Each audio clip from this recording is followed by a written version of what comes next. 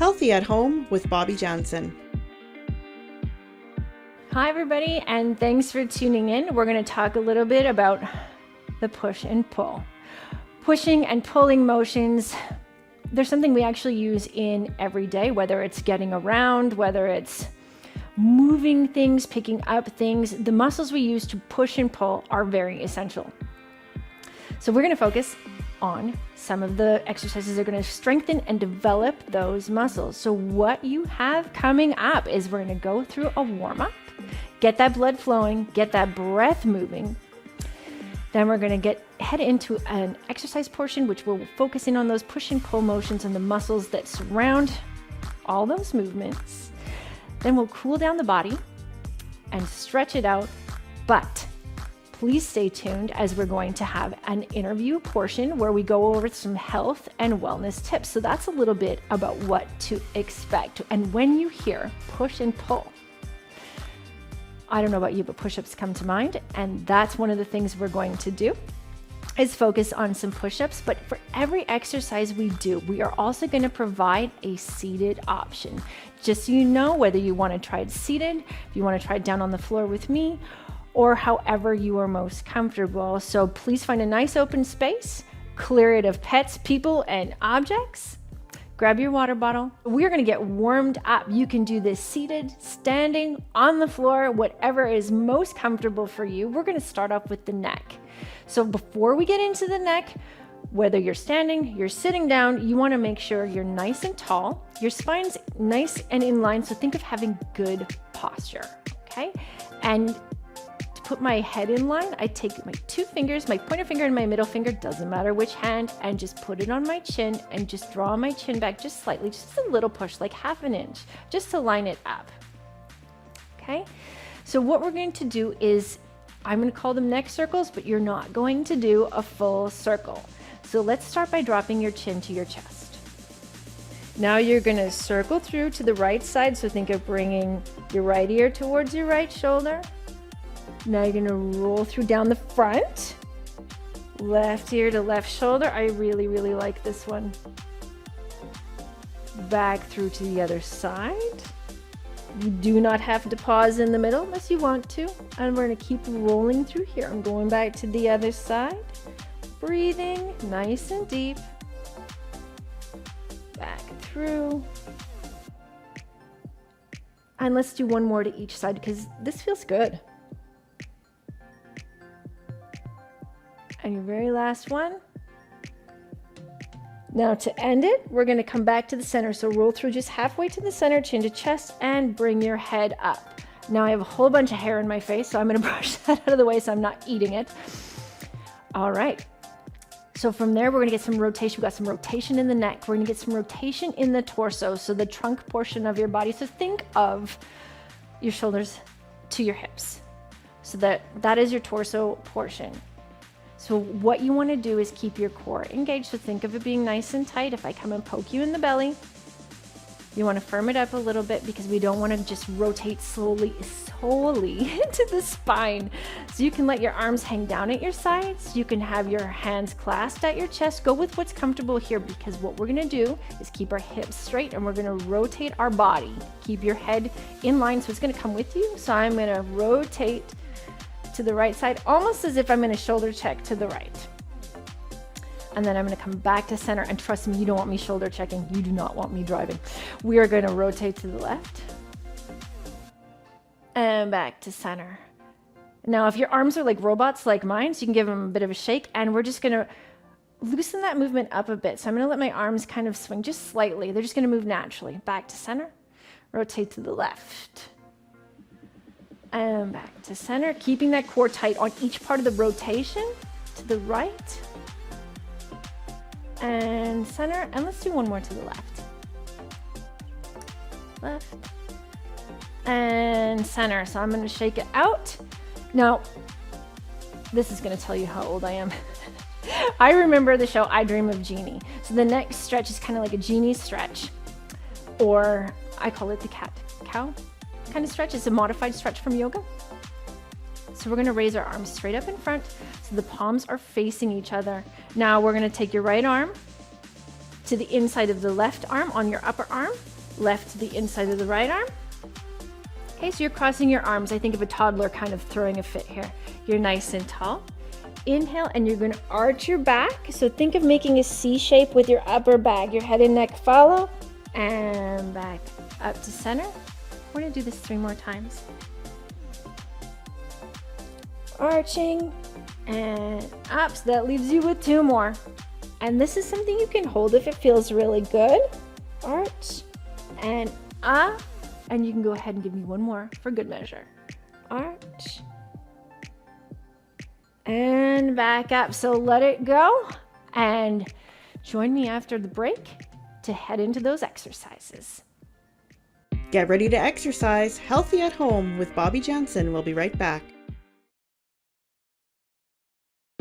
Let's exercise healthy at home with Bobbi Janzen is back.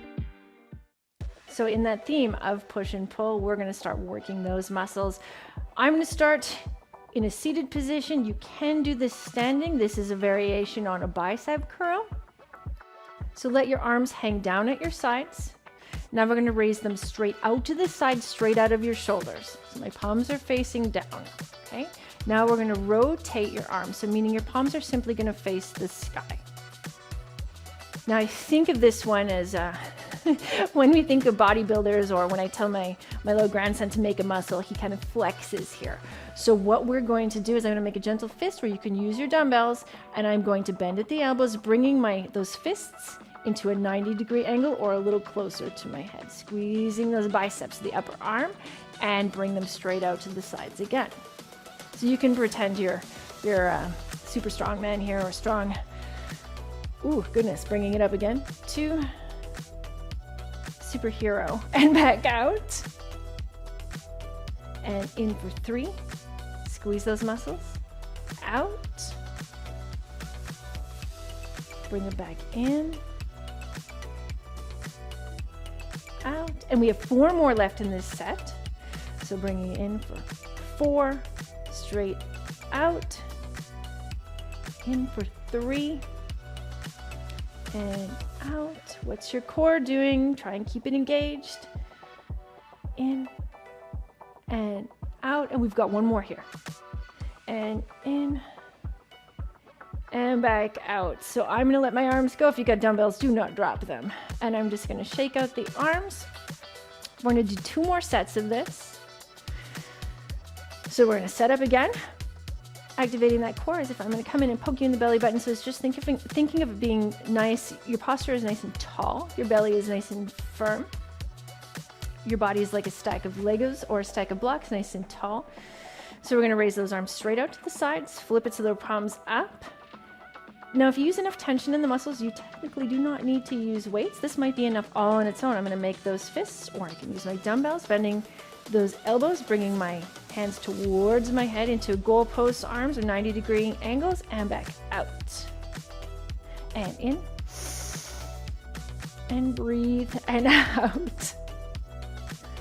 In. And back out. This one brings us to halfway. In.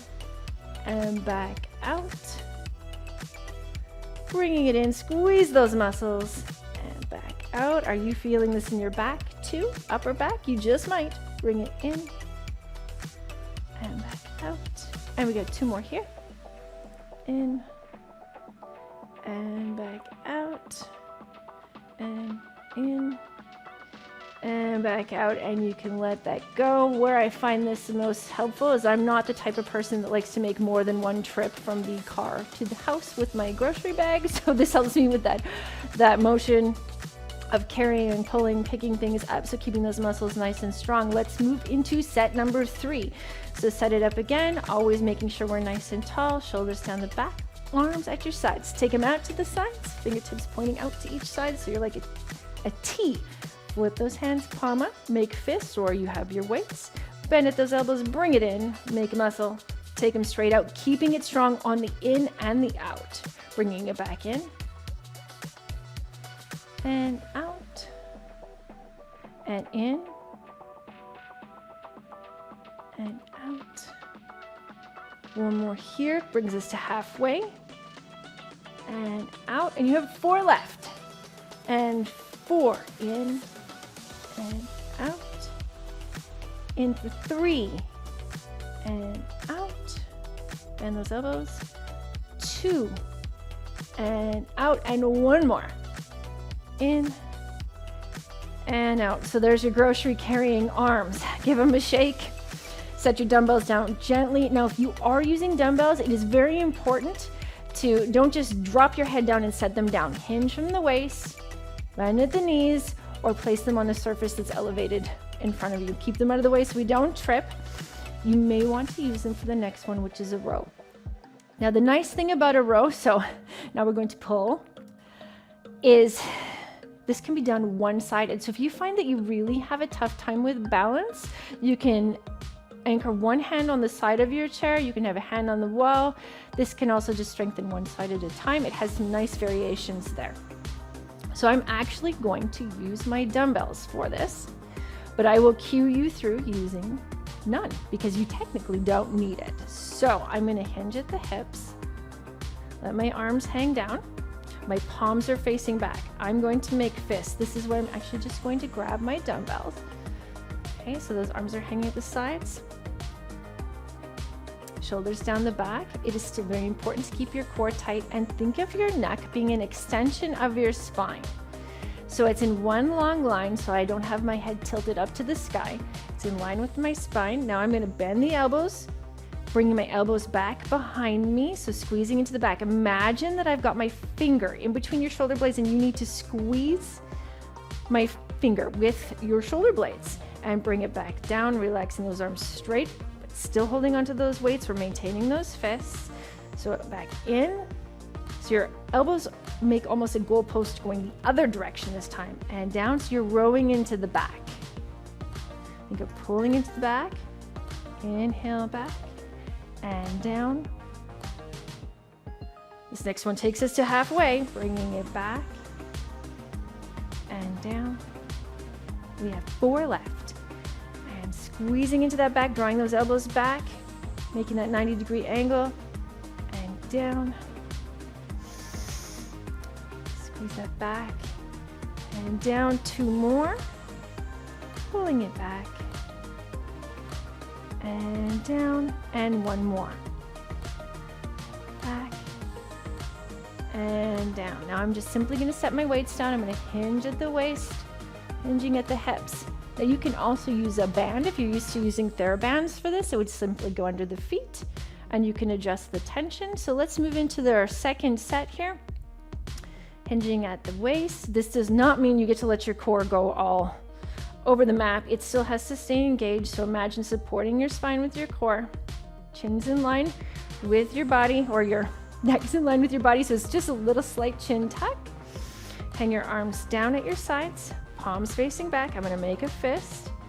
Now I'm going to draw those elbows up and slightly behind, making those goalposts or 90-degree angles. Squeeze. Imagine that my fingers between your shoulder blades, and squeeze and bring it back down. It's controlled on the way up and controlled on the way down. And back up and back down. So each part of the movement is deliberate. Think of inhaling on the up, exhaling on the release. This next one, we get to halfway. You guys are almost there. And back down, and 4 more.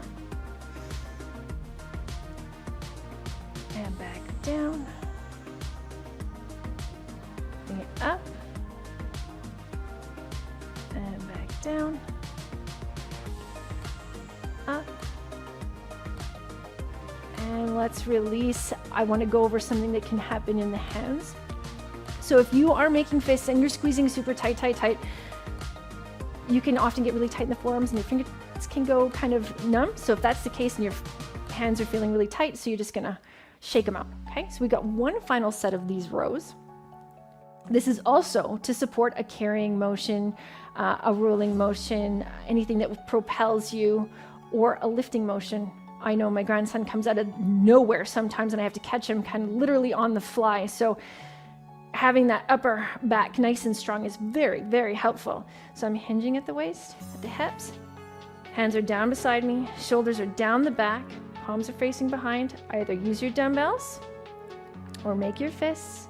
My head is in line with the spine. That's one thing that likes to get out of whack.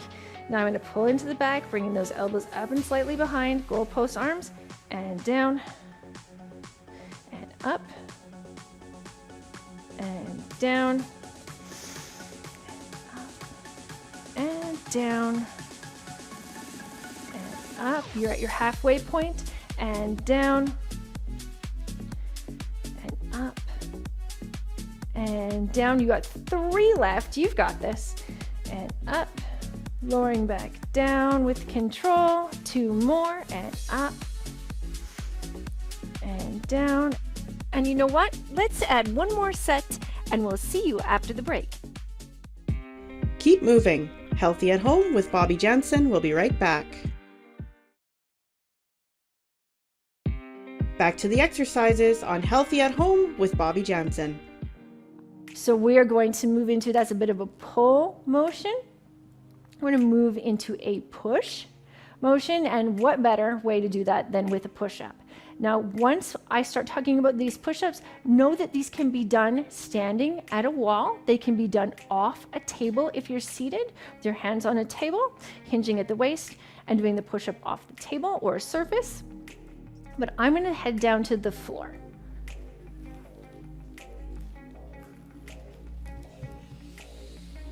So I'm going to head down onto my mat here, and I'm going to go onto all 4s. Now, a push-up is very important to not just do the upper body with your butt remaining in the air if you're down on the ground. So to help that, I'm going to move my knees so they're currently directly underneath the hips. I'm in a tabletop position. My arms are straight out with my palms flat on the floor, directly under my shoulders, like a table. Now I'm going to move my knees just a couple inches back so they're not directly under my hips, they're slightly behind. The tops of my feet are on the floor, nice and flat. Okay, so still make sure that those hands are beneath the shoulders. Now I'm going to bend at the elbows. My elbows are going to come out to the side as I lower my body down to the surface or the floor. But before you do this, make sure your core is tight. If you let that go, you're going to feel this in your back. And a push-up is to develop the chest and the shoulders. So I'm going to lower down, bending the elbows. My elbows come out to the side. And I'm going to press back up. Head is in line with the spine. Coming back down. If you're new to push-ups, don't worry. These suck. Come on up. They take time. They take practice. Take a break if you need. Back down. And back up. Back down. And back up. We're going to do 3 more. So we're going to do 3 sets of 6 here. If you're brand new to push-ups, you want to stay low in the reps. Down. And back up. And 2 more. Down and back up. Last one. Down and back up. All right, so in doing with this, if you have a slightly less range of motion, don't worry. Work within your own ability. We don't need your lips to the floor or the table. It is just fine. It's the form that's important and the fact that we're working our muscles. So I'm going to set up and do this again. So if you're doing this off the table, make sure you're lined up, or off the wall. You're in a slight angle. Your hands are on the wall. So my hands have slipped a little bit. They're not beneath my shoulders. I'm going to realign them. My pointer finger and my middle finger are pointing towards the edge of my mat. Knees are slightly behind the hips. Feet flat on the floor. Can you curl your toes under? Yes, but it seems to put a little bit more pressure on the lower back. Okay, so I'm going to bend the elbows. They're going to come out to the sides and down and up and down and up, down and up. And I'm losing my sunglasses. We're halfway there. Down and up. 2 more. Down and up. And last one. Make it a good one. Last one of the set. Haha. And up. And I'm going to just come out slightly and shake out the hands, rotate the wrists. So I'm just kind of rolling and shaking my hands around. So ideally, you don't want to be forcing into the hands, but sometimes when we're down there, they get a little bit stiff, so you can give them a bit of a shake. I'm lining up again. Hands beneath the shoulders. My pointer finger and my middle finger are pointing towards the edge of the mat or pointing away from me if I'm at the table at the wall, pointing straight up. Knees behind the hips. If you're on the mat, I'm gonna start getting out of breath. Okay, so core is nice and tight, tops of the feet are flat on the floor. Make sure that head and neck are in line with the spine. And we have 6 left, that's all you got. 6 more. So we're gonna lower it down and up, down and up. Halfway here, down and up. 3 more, down and up. I'm adjusting my sunglasses, sorry. 2 more, down and up. Imagine your body coming down as one unit. Down and up. All right, so I'm just gonna come onto my bum. I'm gonna come into a seated position and talk you through the next exercise. And you're gonna bear with me while I am out of breath. So we are gonna go into a glute bridge, which we're gonna be lying on our back. The seated option for this will be a hold.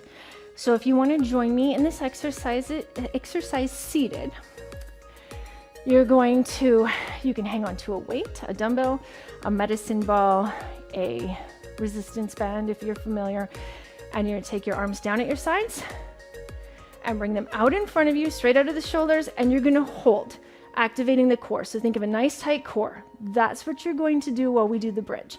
And you can bring it back down. So you hold for about 5 to 10 seconds to start. Release and try to go up again. So I'm going to come onto my back and talk you through a glute bridge.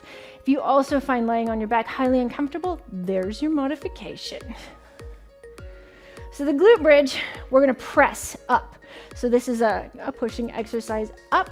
It creates nice buns. Now, why is that important? That is one of the areas that actually does support the spine, is having developed glute muscles. Okay, so I'm gonna lay down here. I'm gonna scooch down just a little bit. Okay, so my knees are bent, my feet are flat on the floor. Imagine your body melting into into your mat or your space on the floor like a puddle. So what I mean there is you don't have a big arch in your upper back, you just kind of let everything relax in towards the mat. Slide your shoulders down your back.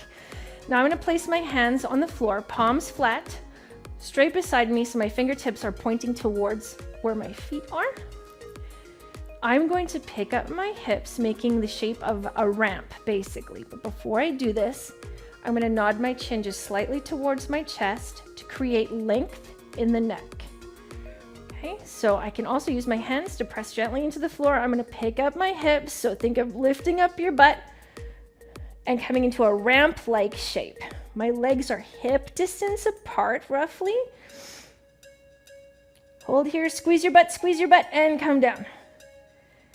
Now, don't stop squeezing your butt. So imagine there's a piece of Kleenex on your mat, and you're gonna pick it up with your butt cheeks, and you're gonna bring those hips up to the sky, hold that piece of Kleenex, don't let it go, and bring it back down. Make sure you're breathing, and lift it up, and come back down. Up, and you're halfway done this set. Squeeze, squeeze, squeeze, back down, keep your core tight. And up for 3 left. And down, and up. And down, and we're gonna go for 1 more. Picking up those hips towards the sky, squeeze, and back down. So we're gonna go through another set, so you can go ahead and let go of your imaginary Kleenex, or if you're using your weight for that hold, you can go ahead and take just a little break. I'm gonna reset. Imagine there's no big gap underneath my back. I'm gonna relax that into the spine, shoulders down, palms onto the mat. Slight nod of the chin to the chest. Okay, you can get ready to go into your hold, or you're gonna pick up your hips, pick up your Kleenex, and up, squeeze, extra little squeeze at the top, and back down, and up. Now, if you're only squeezing your butt and not keeping tight abs and down, you're gonna feel it in your low back. And up, so make sure you're squeezing those abs and back down. And if you're still feeling it, squeeze a little less with the butt cheek. If you drop and up your imaginary Kleenex, I'll forgive you, it's okay. And back down. We got 4 more. And up and down. And squeeze it up. Think of those hips coming towards the sky. And back down. 2 left, up towards the sky. And back down. Whew. And up, squeeze, and back down. Now, where I'm also feeling this is in the quads. The quads are the front part of your thighs. So you can also feel it in there because it's going to develop all these power muscles. So we're going to vary up this very last set, and we're going to add pulses. So if you're doing your hold, you can do little pulses, raising your dumbbell just slightly up an inch and lowering it. Otherwise, we're going to do the same with our hips. Once we're up in our glute bridge, you're going to pulse for 3, and I'll talk you through it. It's like little tiny movements. So lining up, nodding that chin towards the chest, pick up the hips, and imagine you're holding it here. That might be your move. Otherwise, you're just going to pulse for 3. So it's just slide up and down in this held position, up and down and up and down, and you're going to lower. Picking up those hips all the way to the top, and that slight pulse. Imagine like you're squeezing your Kleenex that you've picked up extra hard. I hope you haven't dropped it. And up and down. So I feel this a little more in my lower belly, in my core. Picking up those hips and up. So it's just those little pulses, 2 and 1 more, and bringing it down. Good job. So don't let all your posture go out of whack. Let's pick it up again.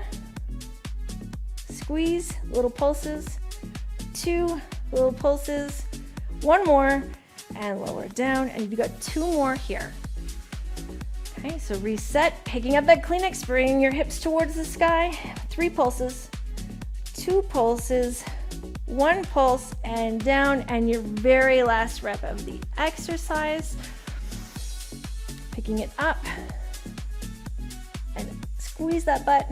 Think of those little pulses, 2 and 1 more, and lower it down. Now, if you've got a lot of tightness in your low back, how you can release that here is to bring your knees into your chest. Think of bringing your knees towards your chest and giving them a little hug. So no matter which option you've chosen, make sure that you're nice and slow coming out of it. We never rush in an exercise. So I'm going to roll to my side and come up to sitting. Take your time and we'll cool down after the break. Keep moving. Healthy at Home with Bobbi Janzen. We'll be right back. Welcome back to Healthy at Home with Bobbi Janzen. You have worked hard, so we're going to cool down the body, stretch the body. This is the part that feels absolutely the best. And this is something you can just add to your day. If you find a stretch or an exercise in this cool down portion that just feels really good, start adding it to your everyday routine.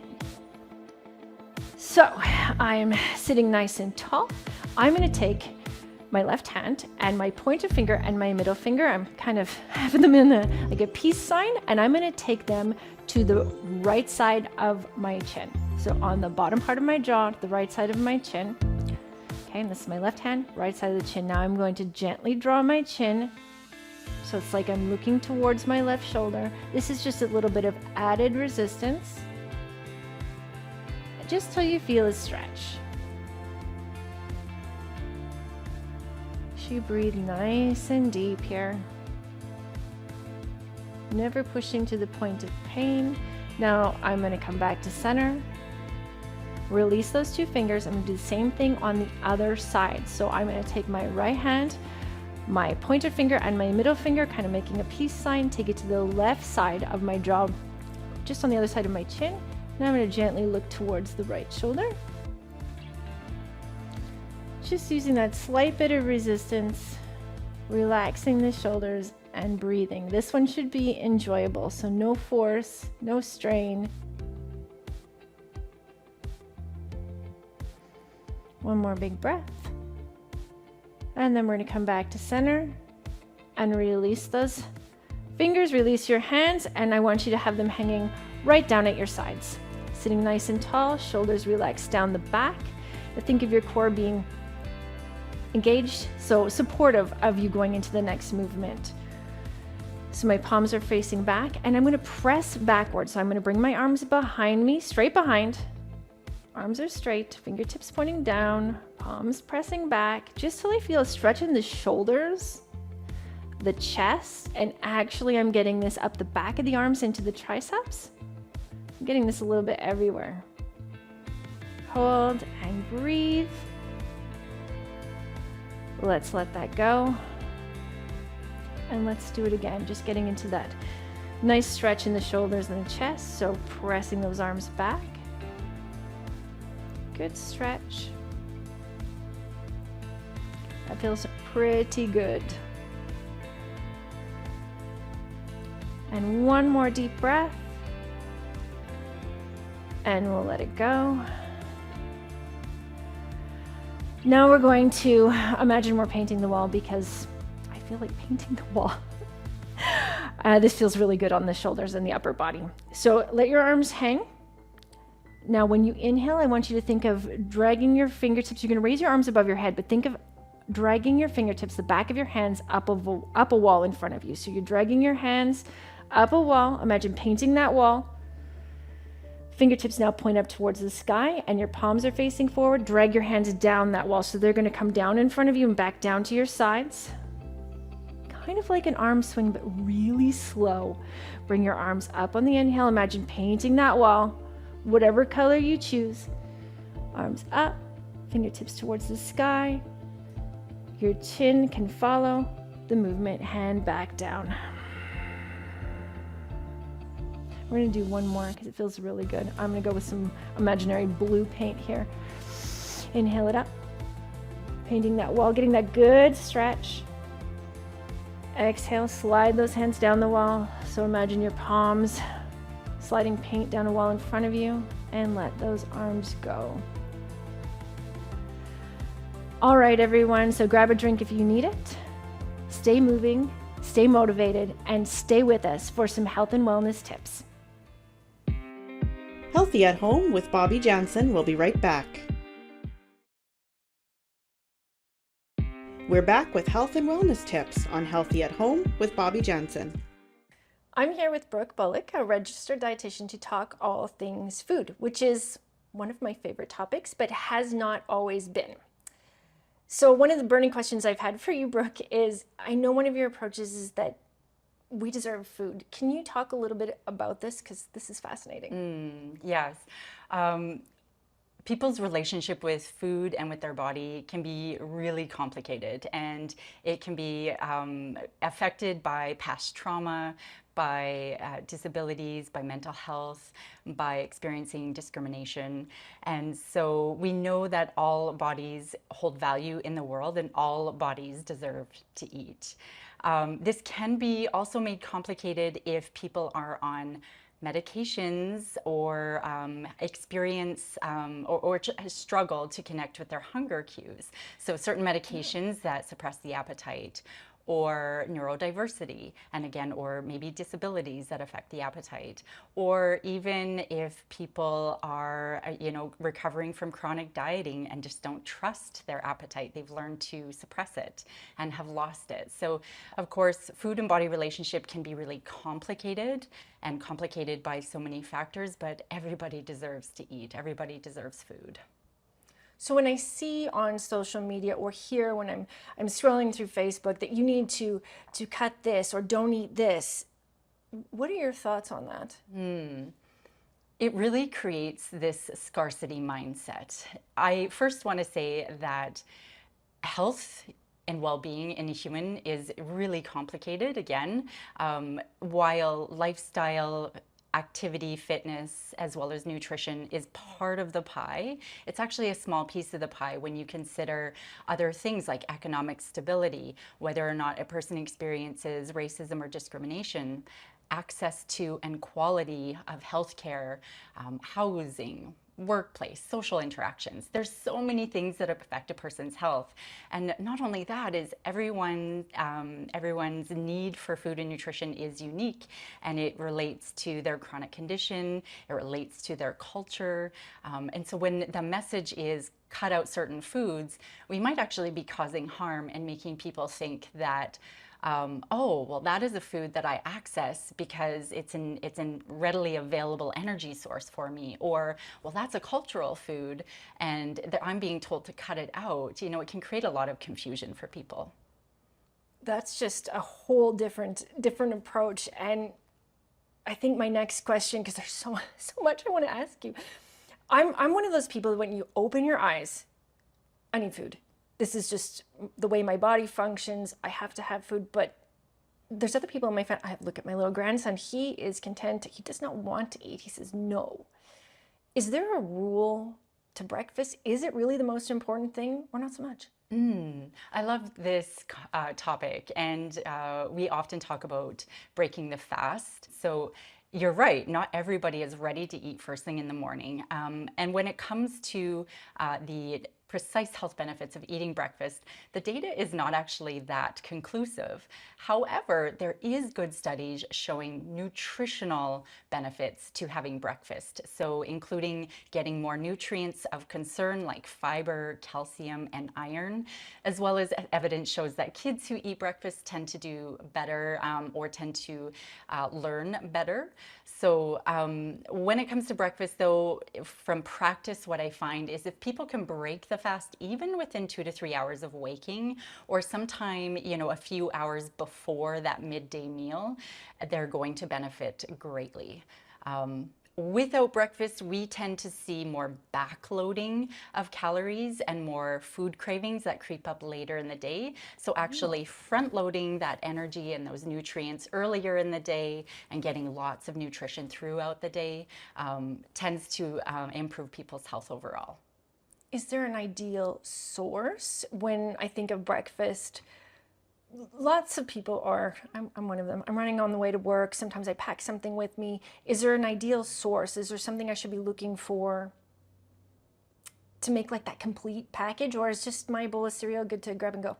Ooh, I love this question. So when we think about balancing meals and snacks, one of the things I encourage my clients to do is take an additive approach to balancing those meals and snacks. So that would be things like cereal. Like you said, it gets a bad rap. It's digested quite quickly. We get, you know, a quick energy source, but then we drop. It doesn't really stick with us. But this is an example where you can take, so here I have some blueberries. So this additive approach is thinking about fiber, fat, protein, but also satisfaction. So some people love cereal, and cold cereal can be a great source of iron, thiamine, folic acid, but again, it does lack some fat and some fiber a lot of the time, and then depending on the type of milk you're using. So here I'm gonna add a high protein milk. This could be a plant beverage, it could be cow's like milk. my oat milk. Exactly. That would work. Oat milk, soy milk. You have to be cautious. Not all plant milks are high protein. I've got some blueberries for fiber. This could be frozen if that's more accessible. They don't go bad. And Those then are my favorite. Blueberries. I like blueberries too. It could be any fruit, and I've also got some almonds. This could be any kind of nuts or seeds that sort of add that fat. And then suddenly we've got a nice, well-balanced meal that's going to stick with you longer and keep you feeling full for longer. It's going to be a more sustained energy source. And it sounds just a little bit more delicious in my mind. Absolutely, yeah. So you said additive approach. Could you explain that a little bit more? I'm used to hearing, take it away, don't have that. So how can I add things to make that round approach all day long? It's such a great question. What can I add to this meal or snack as opposed to that scarcity mentality, which is almost like nutrition as a form of self-punishment? An additive approach is taking nutrition as a form of self-care and nourishment. So again, fiber, fat, protein, and satisfaction. So if someone is really, so here I have some cookies on a plate, and if someone is, yeah, but I just love the cookies, it's what I grab and I want. It's like, great, that adds your satisfaction, but it's not going to be a very satiating snack. It's not going to stick with you for very long. So adding some protein and fiber in the form of, I've got some yogurt. This could be flavored or plain, but it's a high protein. And then we've got some fruit for fiber. So we've added some fiber and protein to the cookies. And so rather than maybe having half a bag of cookies, we're satisfied with a couple. And then we're adding a lot of satiating, really satisfying nutrients. An apple mid-afternoon might be an easy grab-and-go fruit. Afternoon is it's my low point. I need something quick and I need to refuel. Yeah, absolutely. And the apple is going to add that fuel, but it's not really going to satisfy or stick with us because it lacks fat and protein. So what I've done is added some peanut butter on the side as an example for those who can tolerate peanut butter, but that adds the fat and the protein all together. If you are kind of getting ready for a bigger event, maybe a grilled cheese sandwich to go, maybe this is lunch even for people who are working from home. The cheese adds the fat and the protein, and here I have some carrots on the side for a little more fiber. So we can keep things simple. So it does not have to be complicated. It doesn't have to be complicated. And how do I keep from at 3 o'clock or 2 o'clock, like I said, when I'm really hungry, not eating that whole, I just want to have a bag of chips maybe. What's my approach there? The vending machine can be so convenient. So I encourage people to pack things that they can add to whatever they are craving at work. So if those snacky cravings come up, so here I've got some potato chips. That would definitely be my go-to. So it definitely has the fat, it's got the crunch and the carbohydrates, but we are lacking fiber and protein. So what I've done is I would be packing, say, some veggies, some celery sticks here, and I've got some hummus on the side. Something like that to sort of add to it. So rather than saying no more chips, cut them out, what we're saying is have the chips because that brings you satisfaction, and then add in the protein and the fiber. And this is more of a positive mentality as opposed to a scarcity mentality, and people tend to do far better. Without that satisfaction, we search for food later in the evening. This is when we start to get snacky. Sometimes people experiencing binge eating if they're too restrictive in the day. Okay, that gives me a lot to think about, and I do like what you said, eat the chips, but I'm going to think twice about what I can do to add to it and make my day just a little bit more You bet. round. Thank you so much, Brooke. Oh, it was such a pleasure. Thanks so much for having me. Produced by Honeycut Studios. Host Bobbi Janzen. Accessibility consultant Sierra Roth. Narrator Charlene Young. Special thanks to Food to Fit Nutrition. Integrated Described Video Consultant Ann Williams. Content Development Specialist Jim Crisco. Supervising Producer Jennifer Johnson. Manager Programming Lisanne Gagne. Director Content Development and Production Karen Nye. VP Content Development and Operations John Melville. President and CEO David Arrington. Copyright 2023 Accessible Media Inc. An AMI original production.